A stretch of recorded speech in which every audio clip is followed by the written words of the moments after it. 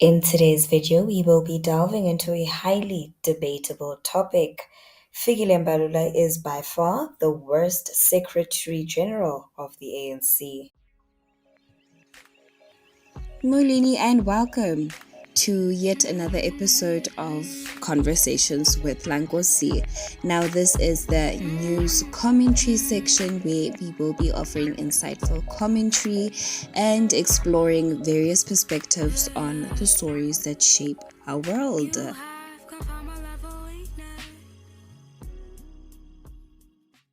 To fully understand the context, we must first take a closer look at the African National Congress. Founded in 1912, the ANC has historically been at the forefront of the fight against apartheid in South Africa, playing a vital role in the country's liberation movement.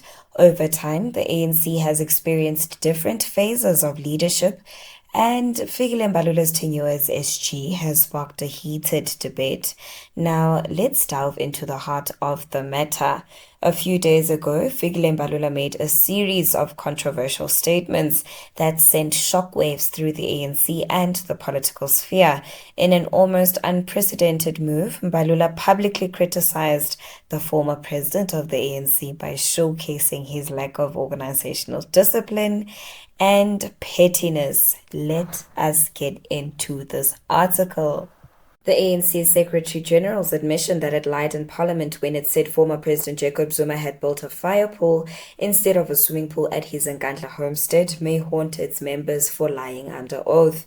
In the build-up to the party's 112th anniversary to be held in Mpumalanga, the party's SG Fikile Mbalula, encountering the MK party's surge, took a swipe at Zuma, saying that the party went out of its way to defend him even if he was wrong. On Sunday, Mbalula said the ANC in Parliament were closed ranks and defended Zuma, even agreeing that the pool was a fire pool in order to protect him, adding the party was at pains to tell lies ubuxoki. Mbalula's admission has drawn sharp reaction and criticism from opposition parties and political analysts. In its reaction, IFP national spokesperson Nkosi said Mbalula has merely confirmed that what the whole country and the world knew, that the ANC is a corrupt syndicate which was no longer fit to govern, and Zuma was a beneficiary of that corruption. Hlengwa said the upcoming elections were an opportunity to remove the ANC and its most brazen beneficiaries from power. Parliament was now duty-bound to review the Nkandla-related reports and hold accountable those who were party to misleading Parliament, as this was a criminal offense, Hlengwa said. DA national spokesperson Sivu Khwarube said the admission by Mbalula that they lied to the country, to Parliament, and broke the law was a grave indictment of the ANC. Their MPs collectively contravened their oath of office. The ANC is not fit to govern the country. This admission proves that beyond a shadow of a doubt. We hope that South Africans keep that in mind when they cast their votes in the election this year, said the DA. African Transformation Movement leader Vuyo Zungula said this confession proved that the ANC would go to lengths to protect its own, and this was in no way shocking. He said the Zondo inquiry and its report were finalized with recommendations and a list of those implicated in wrongdoing, yet nothing has been done. The very same ANC refuses to entertain it and treats the Section 89 independent panel report in the same light. These reports are equally similar and their recommendations are just as valid because in hindsight, this Phala matter is a form of state capture. All the machinery of the ANC is unleashed when their leader fumbles. Ria Piecha, the former National Police Commissioner, is on record spewing lies about how they built the fire pool because rural areas don't have fire extinguishers, etc., and how all the efforts were in the protection of the then president. Fast forward to 2022, and the ANC repeats history, shielding Cyril Ramaphosa from accountability on the Phala farm gate scandal after the ATM successfully initiated an independent Section 89 process led by the capable former Chief Justice Sandile Ngcobo, said Zungula. Political analyst Thobani Zikalala said Mbalula has put the ANC under the bus by admitting that it lied in Parliament and to the public. Opposition parties now have ammunition to use when campaigning for the upcoming elections, he said. He said the admission has created a trust deficit between the ANC and the public because the party would be regarded as a party of of lies, and this may dent its image. He further stated that Mbalula thought he was discrediting Zuma and forgot that he was implicating the ANC at the same time in that it allowed corruption. Zikalala's sentiments were echoed by another analyst, Susan Boyson, who said the lies had brought the ANC to where it was now as it has lost support. The party's dwindling support was as a result of such things, she said. The admission has turned its anti-corruption stance into mockery, and it will be difficult to convince people that it is serious about fighting corruption, said Zikalala. Zuma was found by the Public Protector, Professor Thuli Madonsela, to have irregularly benefited from the state during the security renovations at his house and was ordered to pay a portion of the costs. The article can be accessed via IOL. Now, what exactly motivated Mbalula? What motivated him to make these utterances? For us to understand this, we need to look at the context surrounding his actions. Leading up to his remarks, there were mounting concerns within the ANC about corruption and internal conflicts. The organization had been dealing with allegations of widespread corruption, which threatened its reputation as the moral compass of South African politics.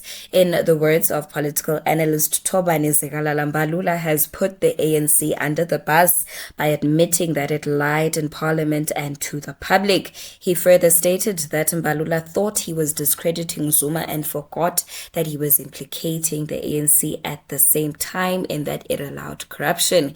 If the opposition parties were looking for ammunition, Mbalula willingly gave them more than enough. I honestly think they should have blue-ticked the formation of the MK party by focusing on their campaign for this year's elections, because their failed attempts to discredit or decampaign the MK party resulted in them exposing themselves as the ruling party for the same corruption they claim to be against. Well, the likes of Gwede Mantashe have come out to say that, Mbalula speaks out of excitement and he lacks leadership skills. And I must say, I agree with the Madala because he understands. One thing about Utatu Mantashe, he understands how the media operates. And, one would have, put two and two together and probably assumed, that prior Mbalula coming into office, they would have taken him to some sort of a media training camp, so that he doesn't come out and do what he's doing now. And angimsukeli because, guys, Mbalula lacks organizational skills and he has negatively impacted the ANC's efficiency and effectiveness, which is something that the man has been doing consistently ever since he became the SG. I mean, ever since he came in, the party has experienced numerous internal conflicts, disorganization before the elections, and an overall decline in party discipline, which hinders the ANC's ability to function as a united and cohesive political force, ultimately damaging its credibility and reputation. Mbalula has not only repeatedly engaged in controversial statements and actions, which garnered widespread public criticism, raising questions about his suitability for the role, the role of SG, but he also groomed the current president of the ANC Youth League to follow in his footsteps. The two have a penchant for making divisive remarks and engaging in sensationalist behavior that has not only undermined the ANC's supposed commitment to inclusivity and unity, but their actions point towards an ignorance when it comes to accountability and working on their own flops and the flops that are currently happening under their leadership. Now, the aftermath of Mbalula's statement sparked intense debates and discussions within political circles. It reignited the dialogue on corruption, accountability, and the need for stricter party discipline. He tried to spin this by playing the victim card, but that backfired because the Razzmatazz.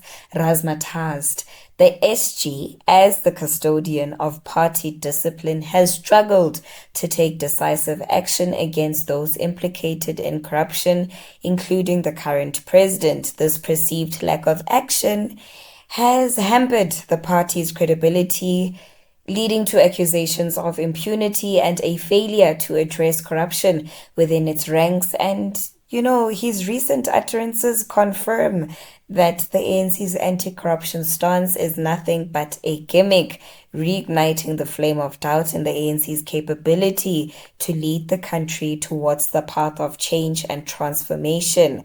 No one is bewitching the ANC but the SG himself. Now, Mbalula's supporters, on the one hand, argue that he has faced significant challenges inherited from his predecessors, which have impaired his ability to govern efficiently. They highlight his efforts to hold party members accountable for their actions, such as ensuring that investigations are launched into corruption allegations. Yeah, right. They argue that despite the challenges, Mbalula has remained committed to the ANC's core values and has worked towards its unity. Okay, guys. And then the critics, on the other hand, argue that the SG should play a pivotal role in shaping the party's agenda and ensuring its effective execution. However, they contend that Mbalula has been largely ineffective in this regard, failing to provide strong leadership and guidance to the ANC. As we conclude today's video, it is important to remember that political leadership and performance are inherently subjective. Evaluating the success or failure of an SG depends on various factors, which include the political landscape, the party's history, and the challenges faced during their time in office. Mbawizi, on the other hand, this Madala is the one who just sugelat all of us because, in all honesty, we didn't care. We just didn't. And I strongly believe his recent utterances must or should be enough motivation for those of you who haven't registered to vote to do so already, because again, your vote is your voice and your vote counts. If you truly want to see change, then you know what to do. Ngekhe kulokhu kudlalwa ngathi kaso, phela kudlalwa ngathi manje. That marks the end of today's video. Thank you so much for lending your eyes and ears. I hope that you found today's video informative. Please do not forget to click on that subscription button or light the notification bell so that you do not miss out on any new uploads. Nkosi.